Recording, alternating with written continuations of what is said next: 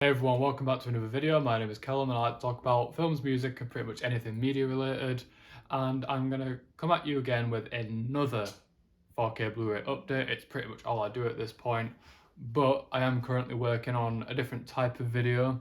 It's like a monthly vlog type of thing where I film kind of what I get up to in a month. We'll see how it comes out in the edit, and if it's good enough then I will upload it and we'll see how it goes. I'm just kind of trying to try new things with videos and see what works best for me. In that video, you will see me actually going out and buying the stuff that I'm showing you. So it might be kind of pointless doing both, but still whatever. But yeah, I got 3 Blu-rays and also 3 4Ks to show you today. So let's start off with the Blu-rays. First thing I got was Halloween Kills. Now, I'm not a fan of this film. I rewatched it and my opinion of this film is pretty much the same. I think this is a well-made film technically. I think it's got a nice atmosphere and a nice autumnal feel to it, and I think Jamie Lee Curtis is great. Michael Myers is brutal as hell, and the kills are very gory and intimidating. But other than that, I think the script is terrible and all over the place. It never really gets going, and it's just full of so many stupid, dumb character moments that, to me, just kind of ruins the film. Now, the only reason why I got this is because I wanted to rewatch it before Halloween ends. I actually got this from CEX. I traded in some of my old Blu-rays. I got like a £9 voucher. With that, I was able to get this for like £1. So I literally only paid £1 for it. I know that there's a 4K out of this film, but I wasn't willing to spend all the extra money to get this film on 4K when realistically I'm probably never going to watch this film again. Next we have Mulholland Drive, which is a David Lynch film. I've never seen any of his films and I've never seen this film. The only reason why I got this is because there was like a 2 for 13 deal going on, and there's another film that I'm going to talk about next which I really wanted to get, but I figured with the 2 for 13 deal I'd get something else. And I saw this and I've heard great things about it, so I thought why not check it out. I still haven't seen this film yet, but it's a nice release. I'm not going to bother doing a closer look or anything of this because it's just a standard Blu-ray, but it does have some nice art cards in there, which is really nice. I know that there is a 4K, but I didn't find that out until after I bought it. Then finally, for the standard Blu-rays, we have The Departed, which is a film that I've wanted for a long time, and I finally found it. This was part of the 2 for 13 deal.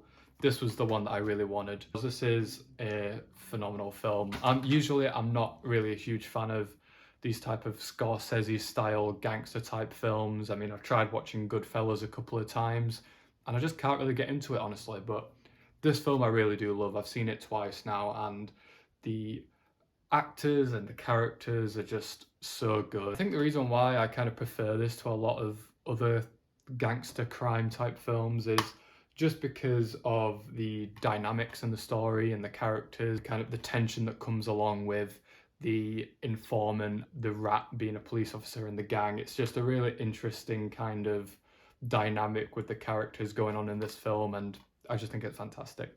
Now moving on to the 4Ks, this is actually the most recent one. I just got this yesterday and I actually did film my hunt for this, which wasn't much of a hunt to be quite honest, but it is Dog Soldiers on 4K from Second Sight Films. I watched this for the first time last night actually, which I also filmed, which may be part of the vlog, who knows. I had a lot of fun with this film. I go more into depth with it in the vlog, but as a whole this is just a really fun mix of all different kinds of films, like a bit of Aliens, a bit of Predator, a bit of Evil Dead in there, along with obviously the werewolf theme. Neil Marshall, I think, does a great job of creating dialogue and tension and drama within these group of soldiers, and the werewolves look great. The action is a lot of fun and really intense. It's nothing really all that special once you think about the concept, and there's a lot of stuff that he does with the frame rate and with this kind of spastic editing style, which I'm not really a huge fan of. Oh yeah, that's on PC. But overall, it's a lot of fun. I wasn't overly impressed with the transfer, but I don't think that has anything to do with the transfer itself. I think that just has to do with the fact that this film was shot on 16mm, and the fact that it's a very dull, dark, dreary looking film anyway, so there isn't much here in terms of kind of HDR, but That's, like I said, that's nothing on the transfer, that's just because of the way the film was shot. The features are really good. This is kind of like the type of thing that Arrow releases. I know there is a big collector's edition out there which goes for like £40, but because at the time I hadn't seen the film, I wasn't willing to spend the extra money. But if I was to get this now, I probably would have gone for the big set. But either way, it's nice newly commissioned artwork on here.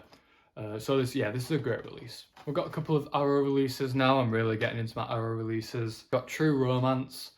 Again, there's a big set out there, but I think this was on sale for like $14.99, so I just decided to get this because, like with Dog Soldiers, when I got this, I hadn't seen the film before. I watched the film a couple of nights ago for the first time. I think it's a solid film, you know, it definitely has a lot of Tarantino-isms in the dialogue. I mean, he wrote the film, so that's, you know, no wonder why. It's very, very witty dialogue, a lot of really fun characters, and, you know, a lot of just really memorable, violent action moments. There's just such wittiness to the dialogue and the characters, and Tony Scott's direction is really, really slick. I guess the one issue I would have with the film is that there are so many great actors in here. A lot of them do kind of feel wasted. For example, Dennis Hopper and Brad Pitt, they kind of just feel like they're there to push the story along, you know, staying power in terms of the scenes that they're in being really memorable, but I still feel like a lot of these actors were wasted. The story itself is pretty basic, but it really is the direction and the acting and the dialogue that solved this film for me. I mean, Gary Oldman in the first act of this film playing the pimp is just absolutely hilarious and amazing.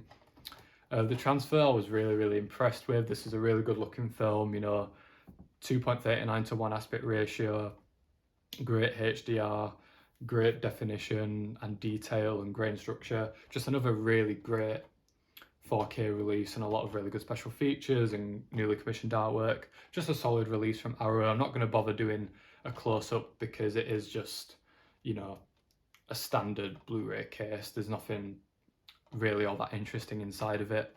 And finally, we have An American Werewolf in London. Now, I'm going to try not to rant too much because this really pisses me off, but I guess it doesn't really matter because I bought it anyway. Just for a bit of context, I bought this back in 2020, I believe. This is the Blu-ray, this is the 4K scan, but this is the Blu-ray version. This is the first release they put out. The collector's edition on Blu-ray, really nice set, good transfer, really nice booklet. Pretty pricey, I think I paid about £35 for this. I bought it because at the time, even though this was a 4K scan, they never said anything about releasing a 4K version. This was the only version, the Blu-ray was the only version that was released, so obviously I picked it up. Then 2 years later, they released exactly the same thing, this exact same set, but on 4K, charging the same amount of money. And that's not necessarily a bad thing. The issue that I had with it was the fact that the company were not transparent whatsoever. If they had announced that they were going to be releasing a 4K in the future, or released the 4K and the Blu-ray at the same time, I wouldn't have a problem with it because I would have just bought the 4K. So I refused to buy the 4K set. But then they released the standard version on 4K, which is what I have here. No box set, just the transfer and the special features. You know, this is one of my favourite horror films, so I kind of felt obligated to get it on 4K, but it still kind of pisses me off. Nevertheless, like I said, it's one of my favourite horror films of the 80s. I mean, the way it mixes comedy and horror is just genius, really suspenseful, great moments with great makeup effects, but also really, really funny kind of black comedy moments as well. And yet the transfer is fantastic. It is definitely better than the Blu-ray, I will admit, especially in terms of HDR. I mean, the red of his jacket and the blood just absolutely pops off the screen, and the black levels are amazing as well. But the rest of it is pretty much the same that was on the other release in terms of special features. So that's just a little update. Thank you so much for watching, and I'll see you in the next video.